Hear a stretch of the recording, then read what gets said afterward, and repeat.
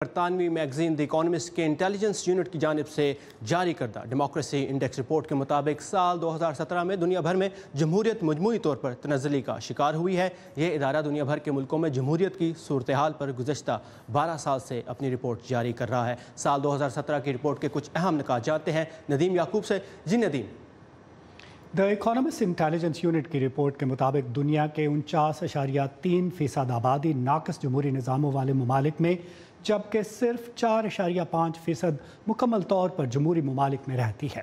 اس report میں تمام ممالک کو 1 سے 10 کے پیمانے پر پرکھا گیا ہے اور اس کے تجزیے کے مطابق پچھلے سالوں کے مقابلے میں اس سال 99 ممالک کے سکور میں کمی آئی ہے۔ رپورٹ کے لیے 165 ممالک میں جمہوریت سے متعلق جن عوامل کو پرکھا گیا ان میں شہری حقوق، حکومت کی فعالیت، سیاسی عمل میں عوام کی شرکت، پولیٹیکل کلچر اور انتخابی عمل اور معاشروں کا کثیر الثقافتی ہونا شامل تھے۔ بہترین جمہوری ممالک میں سر فہرست ناروے رہا، اس کا سکور 9.87 ہے۔ اس کے بعد آئس لینڈ اور سویڈن ہیں۔ وہ ممالک جن میں جمہوریت سب سے کم ہے ان میں سر فہرست شمالی کوریا ہے اور اس کے بعد شام اور چاڈ کا نام آتا ہے۔